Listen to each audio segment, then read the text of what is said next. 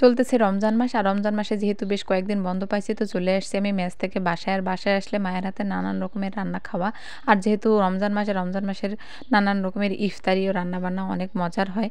তো আমার আপুও আসছে, আমি তাকে আসতে বলছিলাম যে আমি যেহেতু আসতেছি অনেকদিন দেখা সাক্ষাৎ হয় না। তো আপু রান্না করতেছে অনেক কিছু। তো ছোলা বুট আগেই রান্না করে ফেলছে। আমি আসার পরে গোসল করতে, নামাজ পড়তে দেরি হয়ে গেল অবশ্য। তো চুলার পাশে দেখি প্রায় গরু মাংস রান্না করে ফেলছে। তো আমাদের বাসায় কয়েকটা এরকম ছোট, ছোট মুরগি আছে।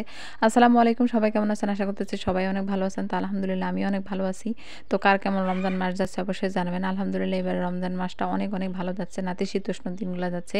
না ঠান্ডা না গরম এভাবে দিনগুলা। তবে বেশ রোদ আছে। তো আমাদের চুলার পাটটা এখনো সেভাবে করে আমাদের বানানো হয় নাই। যার কারণে এখানে হচ্ছে একটা টিন দিয়ে ঘেরাও করে রাখছে আর এখানে রান্না করতেছি। তো আমাদের উত্তরবঙ্গের যারা, যারা এই আলুর ঘাটিটাকে পছন্দ করেন, আমি জানি না কে, কে, অবশ্যই কমেন্ট করে জানাবেন কার, কার পছন্দ। এই যে মাছ দিয়ে আলুর ঘাটিটা করে আর মায়ের হাতের বা আবুর হাতের রান্না অসাধারণ লাগে। তো আপু আমার জন্য এই মাথাটা রান্না করবে, এই জন্য বলতেছে তোকে মাথাটা খাবো, তার জন্য আমাকে দেখাচ্ছে। আর এই যে আমাদের বার্থডে বয়, আজকে কিন্তু এর বার্থডে ছিল, কিন্তু স্পেশালিভাবে এরকম কখনো ওর বার্থডে পালন করা হয়নি বা রমজান মাস এগুলো আসলে করাও যায় না।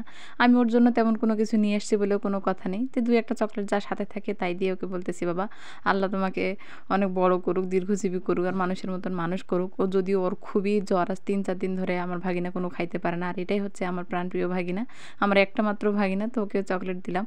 ওই সারাদিন না খেয়েছিল, প্রায় 15টা রোজা ও টানা করছে, তারপরে রোজা কিন্তু করতে পারতেছে না, এমন জ্বর।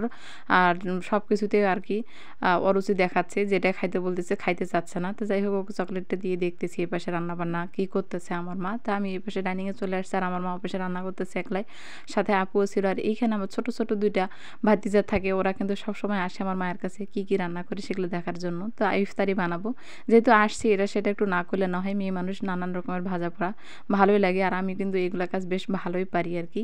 তো আমি সুন্দর করে এরকম করে পাঁপড় এগুলা নিয়ে আসছিলাম আমি দিনাজপুর থেকে, তো এগুলা ভাজলাম। যেহেতু মনে করতেছি আজকে সবাইকে একসাথে আসি, তো সবাই মিলে সব রকমের খাবারগুলা খাবো, তো পাঁপড়টা কেন ভাজবো না, তো এটাও ভেজে নিই, সবাই মিলে খাওয়া যাবে ইফতারিতে। আর তার সাথে ভাজা পোড়া যে কোনো রকমের মানে ইফতারিতে আর কি বেগুনি একটা স্পেশালি থেকেই যায়। আর এই বেগুনিটা কিন্তু সুন্দর করে ভাজতেছি। আমি কিন্তু সচরাচর বেগুনি বা যে কোনো ভাজা পোড়া এগুলা কিন্তু নর্মালি করতে পারি, আমার তেমন কোনো সমস্যা হয় না। তো আমার মা এগুলো আমার উপর ভার ছেড়ে দিয়ে এখানে অনায়াসে কোথাও অন্য কোনো কাজ করতে পারে। এরকম মাটির চুলাতে রান্না কিন্তু বেশ ভালোই লাগে। আর কে কে এরকম গ্রামে গিয়ে রান্না বাড়া বা ইফতারির জন্য আয়োজন করেন অবশ্যই আমাকে কমেন্ট করে জানাবেন। আর আমার ভিডিও কেমন লাগে সেটাও জানাবেন, আর কেমন ধরনের ভিডিও আপনাদের ভালো লাগে সেটাও আমাকে কমেন্ট করে জানাবেন। ভাজতে ভাজতে আমি অনেকগুলো বেগুনি ভেজে ফেললাম, প্রায় শেষের দিকে চলে আসছি। তো বেগুনি ভাজা কিন্তু অনেক সুন্দর, আমি কিন্তু বেগুনি সুন্দর করে ফুলকো ফুলকো করে ভাজতে পারি।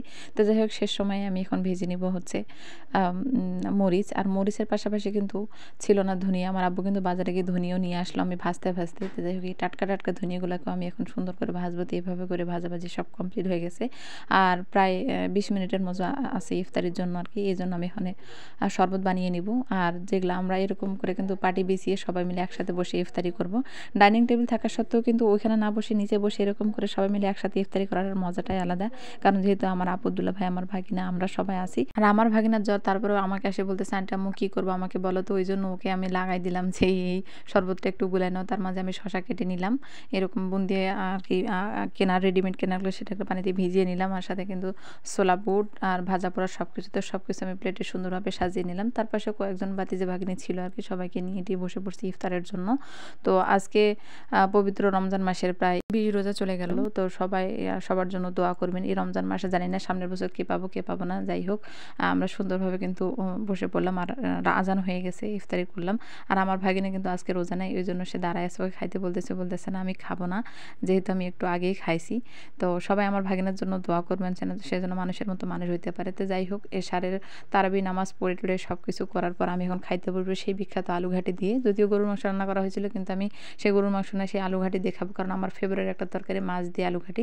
উত্তরবঙ্গে যারা আছেন তাদের অনেকেরই পছন্দের মাছ দিয়ে আলু ঘাটিটা। আর তো আমার আপু যেহেতু আমার জন্য স্পেশাল করে বলছে যে এই মাথাটা তোর জন্য, সেই জন্য আমি এটা নিয়ে নিলাম। কার কার কাছে আমাদের উত্তরবঙ্গের আলু ঘাটিটা ভালো লাগে বা কে কে খাইছেন সেটা কমেন্ট করে জানাবেন।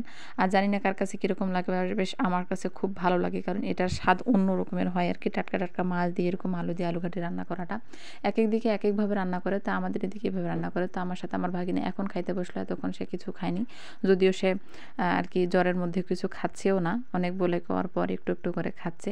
তো ওর জন্য সবাই দোয়া করবেন, সে যেন মানুষের মতো মানুষ হতে পারে। তো আমরা খালা ভাগিনা বেশ মজা করে আলু ঘাটে দিয়ে মাছ দিয়ে এটা দিয়ে ভাত খাচ্ছিলাম আর কি। আর আমার ভাগিনা বেশ জ্বরের সাথে কিন্তু কাশটাও আছে, ও খাইতে খাইতে কিন্তু খুব কাশ হচ্ছিল আর কি। বেচারার অবস্থা খুবই খারাপ। আমার ভাগিনার জন্য সবাই দোয়া করিয়েন অবশ্যই অবশ্যই। আর এই পাশে আমার ভাই আর আমার বাবা নিউজ দেখতেছিল। তো বাসায় কে কে গিয়ে এরকম মজা করে রান্না বাড়া করেন, নিজের হাতে খাওয়ান বা সবাইকে খাওয়ান? আমার কিন্তু সবাইকে এরকম করে রান্না করে সবাইকে একসাথে পরিবেশন করে খাওয়ানো খুবই ভালো লাগে। যদিও আমি একা করিনি, আমার মা আমার আপু সাথে হেল্পিং হ্যান্ড হিসেবে ছিল। তারপরও আর কি আমি বাসায় গেলে এরকম করলে আমার খুব ভালোই লাগে। তো সবাই ভালো থাকবেন। আল্লাহ হাফেজ।